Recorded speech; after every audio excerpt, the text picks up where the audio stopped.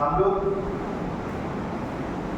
आज करीब 15 मिनट के लिए एक मुख्य विषय पर चर्चा करने का प्रयास करेंगे। एक प्रश्न जो कि हम लोगों के सामने या हम लोग के मन में शायद अक्सर उठता रहता है, लेकिन उसका हम लोग सही रूप से उसका क्या हम लोग किस प्रकार से हम लोग को उसके बारे में सोचना चाहिए, उसके ऊपर तो प्रकाश डालने का प्रयास करें। और एक बहुत बड़ा प्रश्न है, बहुत बड़ा एक वो है कि ईश्वर की प्रार्थना क्यों करनी चाहिए।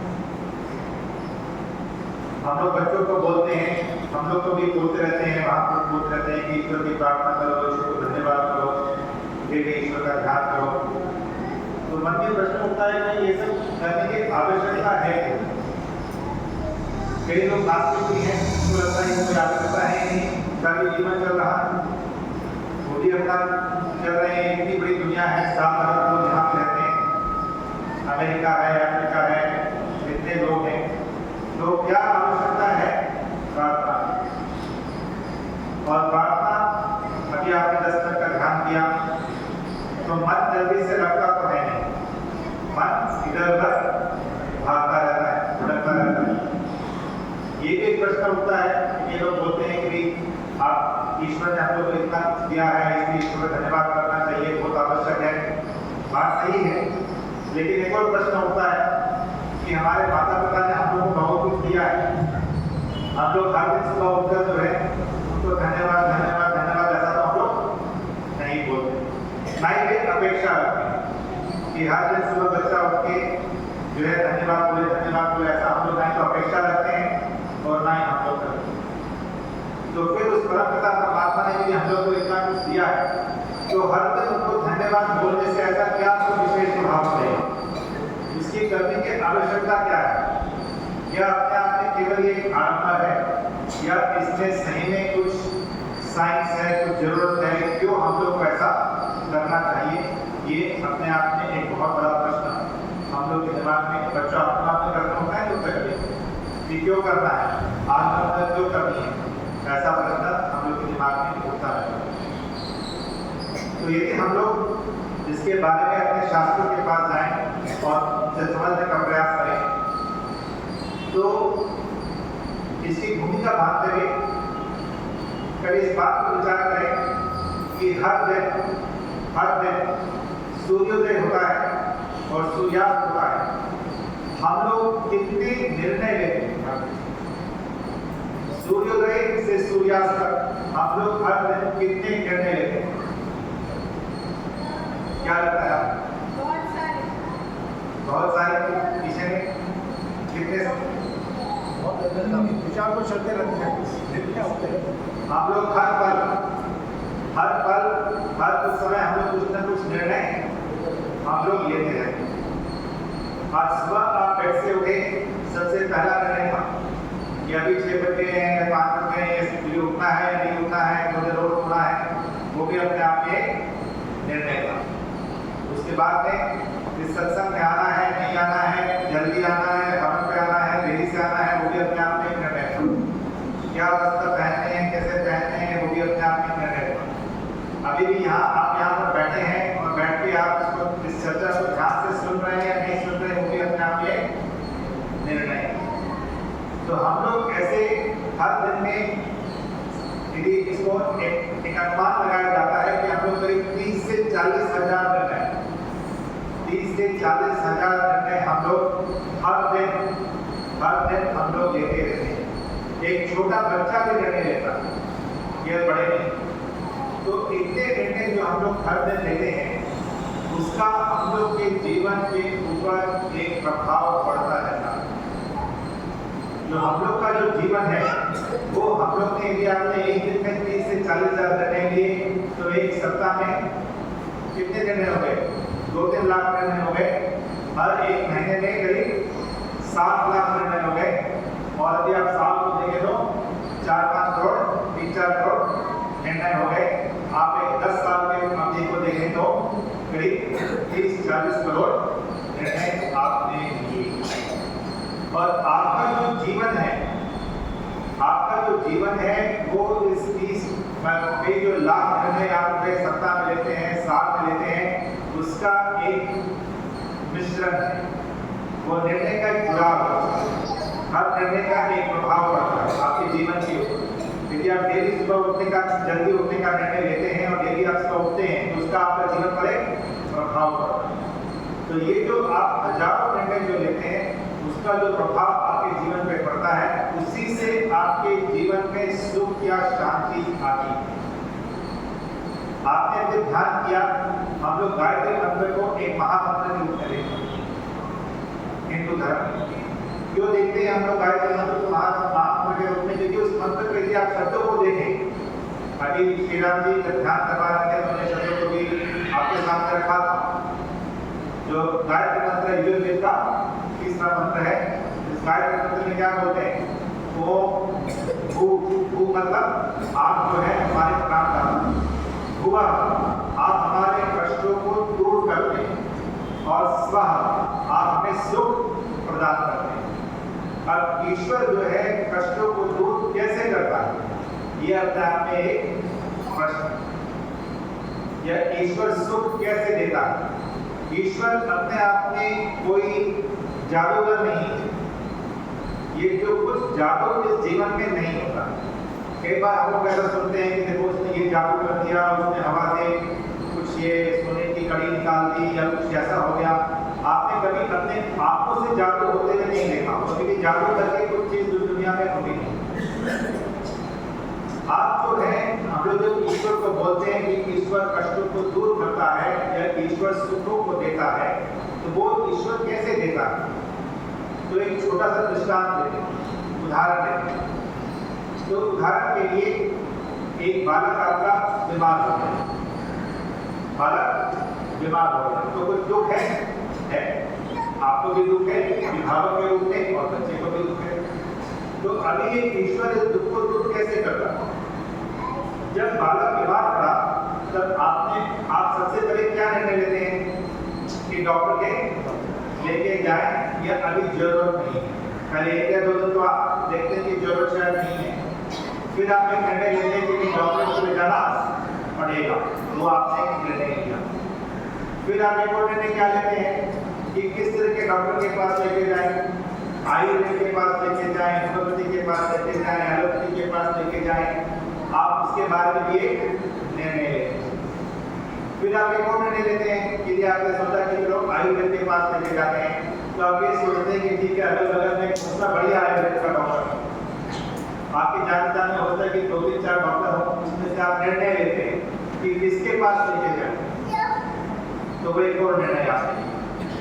फिर आप बालक को वहाँ पे लेकर जाते हैं, डॉक्टर आपको दवाई देते हैं, आप उस दवाई को भी ठीक से लेना, उचित समय पे लेना या ना लेना, वो भी अपने आप में एक निर्णय है।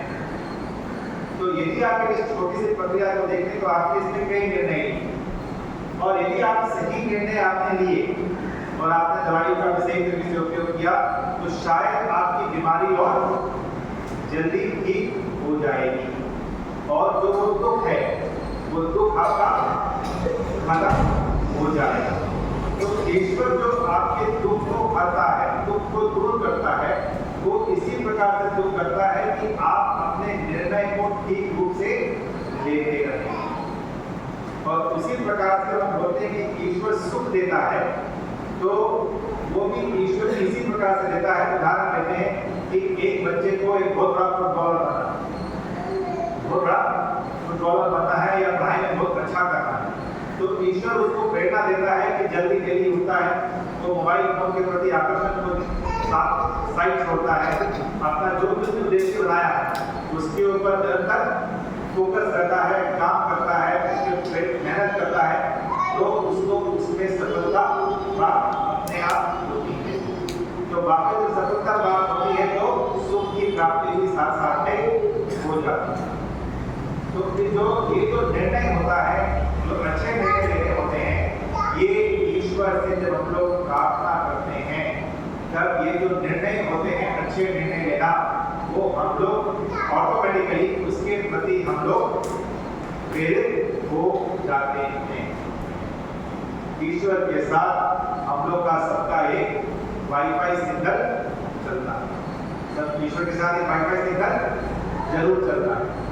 आप एक बहुत बड़े विद्वान हो, आपने बहुत पीएचडी किसी मैथमेटिक्स में कर रखी हो, या आप एक एब्सोल्युटली आप एक दुनिया के दृष्टिकोण से आपने कुछ पढ़ाई नहीं करी, आप अनपढ़ हो, लेकिन एक चीज सबके साथ होती है, या जब आप कुछ अच्छा कार्य करने का प्रयास करते हैं तब एक दो तीन भावनाएं मन में होती हैं। उदाहरण क्या, बाहर कर रहे हैं या बाइक पे जा रहे हैं, आपको एक्सीडेंट हो गया, और उस समय जब एक्सीडेंट हुआ तब आपने जो है, आप बाइक के ऊपर चला रहे हैं या कार में जा रहे हैं और आप एक निर्णय लेते हैं झट से, क्या कि रुके या फिर आगे चलते जाए। यदि आप रुकने का निर्णय लेते हैं और जैसे आप गाड़ी से उतरते होते हैं जाके उसकी मदद करने के लिए, आपके मन के अंदर तीन भाव आते हैं और वो आपकी पढ़ाई से, आपके क्वालिफिकेशन से उसका कोई संबंध नहीं है। वो तीन भाव सबके अंदर आते हैं। वो क्या भाव है? जब आप अच्छा काम करने का प्रयास करते हैं तब आपके दिल में ये तीन भाव आते हैं। एक भाव आता है आपके अंदर अभय, निर्भयता का भाव आता है। आपको लगता है नहीं ये काम हो सकता है। आपके मन के अंदर एक ऐसा भाव आता है कि एक एंकरेजमेंट जिसको बोलते हैं, एंकरेजमेंट आपके अंदर आता है कि एक उत्साह का वर्धन होता है, उत्साह होता है आपके अंदर, निर्भयता आती है और आपके मन के अंदर एक संतोष का भाव भी पैदा होता है। ये आपकी कोई क्वालिफिकेशन से इसका कोई संबंध नहीं है। और जब वो भाव आपके मन के अंदर पैदा होता है, आप और उत्सुक होते हैं अच्छा कार्य करने के। और उसी प्रकार से जब आप कोई बुरा कार्य करने की सोचते हैं, किसी का कोई पर्स पड़ा हुआ है, उसके बुरा कुछ दिमाग में विचार आता है, तब भी तीन भावनाएं मन के अंदर जागृत होती हैं। हर किसी की होती है। एक है भय, एक है शर्म और एक है लज्जा। और शर्म और लज्जा एक हो गई, तो भय, एक है संशय, एक है भय, संशय और लज्जा। संशय मतलब डाउट, करूं या ना करूं, करूं ना करूं। एक भय, पकड़ा गया तो डर मिलेगा, और एक है लज्जा का शर्म कि दुनिया मुझे क्या बोलेगी, समाज मुझे क्या बोलेगा। ये जो भय है, शंका है, लज्जा है, ये भी हर किसी के अंदर अवश्यमेव उठती है। एक डकैत होता है, चोर होता है, वो जब रात को सोचता है कि आज रात को जाकर ये घर में डाका डालूंगा, तब भी जब वो घर से निकलता है तब भी उसके मन में थोड़ा भय तो उत्पन्न होता है, शंका भी होती है, लज्जा भी होती है, लेकिन वो उसको अनदेखा कर देता है, वो उसको इग्नोर कर देता है। वो उस वाईफाई सिग्नल जो उस परम पिता परमात्मा के साथ हर किसी का होता है, चाहे वो अमेरिका में हो, चाहे अफ्रीका में हो, चाहे भारत देश में हो, चाहे कहीं भी पैदा हो, चाहे वो हिंदू धर्म को मानता हो, इस्लाम धर्म को मानता हो, किसी धर्म को मानता हो, भय, शंका, लज्जा, ये हर किसी के अंदर उस परम पिता परमात्मा ने ये वाईफाई सिग्नल करके भेजा हुआ है। और उसी प्रकार से उत्साह, निर्भयता, संतोष, ये भी हर मनुष्य के साथ वाईफाई सिग्नल ईश्वर का परमात्मा ने भेजा हुआ है। हम लोग जो ईश्वर से प्रार्थना करते हैं उसका एकमात्र उद्देश्य एक तरीके से ये है कि आप उस वाईफाई सिग्नल को हमेशा स्ट्रॉन्ग रखें। जैसे फोन के अंदर ये दो भाग होते हैं तो आपको खलबली मच जाती है, यह बात कैसे होगी, मैसेज कैसे आएंगे, डाउनलोड कैसे होगा, है ना। हम लोग चार बात होना चाहिए, पूरा सिग्नल पूरा होना चाहिए, तब आपको तसल्ली होगी। ठीक है, तो उसी प्रकार से जब हम लोग ईश्वर से प्रार्थना करते हैं, डेली प्रार्थना करते हैं, तो वो वाईफाई सिग्नल जो परम पिता परमात्मा के साथ होता है, वो वाईफाई सिग्नल आपका स्ट्रॉन्ग हो जाता है। और जब वो स्ट्रॉन्ग हो जाता है, तब जो निर्णय होते हैं, आप अपने जीवन के कई निर्णय को बहुत सोच समझ के लेते हैं, और कई निर्णय एकदम फट से, जैसे मैंने कहा वो एक्सीडेंट है, तो आपने निर्णय 1 सेकंड के अंदर लिया, गाड़ी को रोके या गाड़ी को आगे बढ़ा दें। तो कई निर्णय आप ज्यादातर निर्णय एकदम झट से लेते हैं, कई निर्णय बहुत सोच समझ के लेते हैं। वो जो आप निर्णय जो आप जीवन भर लेते रहते हैं, यदि आपका ये वाईफाई सिग्नल उस परम पिता परमात्मा के साथ स्ट्रॉन्ग है, तो आपके ज्यादातर निर्णय अच्छे होंगे, और आपके निर्णय अच्छे होंगे तो आपका जीवन में, आपके जीवन में संतोष सुख की प्राप्ति आप देखेंगे। तो इसीलिए इस बात को करना आवश्यक होता है, इसीलिए मंत्रों का उच्चारण आवश्यक होता है, और मंत्रों का उच्चारण करते वक्त उसके अर्थ को जानना भी बहुत आवश्यक होता है। यदि आपने अर्थों को नहीं जाना, तो फिर जैसे मैथमेटिक्स में जब लोग फॉर्मूला को याद करते हैं ना, मतलब तो याद करना है a + b whole square a square + b square + 2a। अगर वो कैसे वो फॉर्मूला आता है, वो यदि अपने को नहीं मालूम होता है, तो वो a + b होल स्क्वायर उसको याद करना अपने आप में एक भार लगता है, अपने आप में भार बोझा लगता है। और जब भी आपको आता है कि कैसे इस फॉर्मूला को डराइव करते हैं, तब आपको उसमें मैथमेटिक्स में इंटरेस्ट आता है। उसी प्रकार से आध्यात्मिकता में आपको चाहे कई मंत्र नहीं मालूम हो, आपको कुछ मंत्र मालूम हो, लेकिन उसका अर्थ यदि आपके अंदर में उस बैठता है, तब आपको उस ईश्वर से प्रार्थना करने में आपको इंटरेस्ट आएगा, आपका उसमें मन लगेगा, क्योंकि आपको समझ में आ रहा है कि आप क्या बोल रहे हैं। गायत्री महामंत्र में हम लोग बोलते हैं ओम भूर्भुवः स्वः। भू मतलब ईश्वर आप प्राण देने वाले हैं, भुवः कष्टों को दूर करने वाले हैं, स्वः सुख को देने वाले हैं। उसके बाद में हम लोग प्रार्थना करते हैं तत्सवितुर्वरेण्यम। सवितुर्वरेण्यम, सवितु मतलब इस पूरे जगत के उत्पादक, इस पूरे जगत को बनाने वाले आप हैं। वरेण्यम हम आदि की प्रार्थना करते हैं। उसके बाद हम लोग फिर से ईश्वर से बोलते हैं भर्गो देवस्य। भर्गो देवस्य मतलब भर्ग का मतलब होता है वो सुप्रीम बुद्धि, वो अच्छी बुद्धि, अच्छा इंटेलेक्ट, ठीक है। हम लोग उसकी प्रार्थना करते हैं, लेकिन उसके बाद में हम लोग वहां पर ही नहीं रुक जाते, भर्गो देवस्य धीमहि पर ही नहीं रुक जाते। उसके बाद उसका जो अंतिम भाग होता है वो भी बहुत इंपॉर्टेंट होता है, जहाँ पे हम बोलते हैं धियो यो नः प्रचोदयात्। हे परमपिता परमात्मा, मुझे आप केवल अच्छी बुद्धि ही ना दें, उसको सही मार्ग पर आप मेरे भी करें। क्योंकि ये प्रार्थना एक भार है। 2 बच्चे हैं, 2 बालक हैं, एक ही माता पिता के ट्विंस हैं, ठीक है, जुड़वा भाई हैं, एक ही घर में पैदा होते हैं, एक ही तरह का वातावरण है, एक स्कूल में जाते हैं, उस स्कूल में बहुत अच्छा करते हैं, कॉलेज जाते हैं, एक ही कॉलेज जाते हैं, IIT में जाते हैं और कंप्यूटर साइंस इंजीनियरिंग करते हैं, बहुत बढ़िया कोर्स करते हैं, ठीक है, अपने कंप्यूटर प्रोग्रामिंग के एब्सोल्यूट ज़्यादा हैं। दोनों के पास बहुत अच्छी बुद्धि है, बहुत इंटेलिजेंस है, लेकिन वो IIT बॉम्बे या जो भी आप खत्म करने के बाद में एक जो बालक है वो ज्वाइन करता है साइबर क्राइम, और एक दूसरा जो बालक है वो ज्वाइन करता है CBI। CBI का काम क्या है? वो देश की सेवा करती है, पकड़ती है कि कैसे जो है लोग अपने लोगों को सुरक्षित रखें, और जो साइबर क्राइम है वो लोगों को पर अत्याचार करने के लिए, अपने स्वार्थ के उसके लिए गलत काम करने में तत्पर रहता है। बुद्धि तो दोनों के पास बहुत है, भर्गो देवस्य धीमहि, बुद्धि दोनों के पास बहुत है, इंटेलिजेंस दोनों के पास बहुत है, धियो यो नः प्रचोदयात्, उसमें बहुत बड़ा अंतर है। तो इस लोग ईश्वर से प्रार्थना करते हैं कि हे परमपिता परमात्मा, आप प्राणों को प्राणदाता हैं, आप दुखों को दूर करने वाले हैं, सुखों को देने वाले हैं।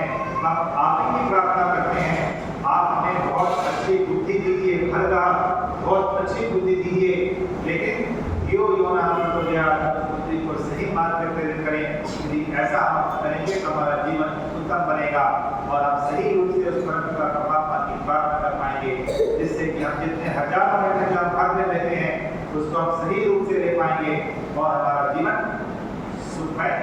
वो पाएगा। दुख हर के जीवन में होता है, ऐसा कोई व्यक्ति नहीं होता है कि जिसके जीवन में दुख नहीं। वो आपकी दुखरा पीड़ा सुखिना शांति दर्शक का सूत्र है। हर किसी के जीवन में कुछ न कुछ दुख तो अवश्य है, सुख भी है और दुख भी है। इस दुनिया में सुख भी बहुत है, एक तरह से सुख ज्यादा है, दुख कम है। सुख भी बहुत है, दुख भी लेकिन जरूर है, और हम लोग दुखों को भी दूर करने की आवश्यकता है और सुखों को भी प्राप्त करने की आवश्यकता है। तो मैं यहाँ पे विराम दूंगा। यदि एक दो प्रश्न आपके हो जो हमने चर्चा की तो उसको हम लोग एक बार डिस्कशन कर सकते हैं और फिर हम लोग अपने उसको विराम करें।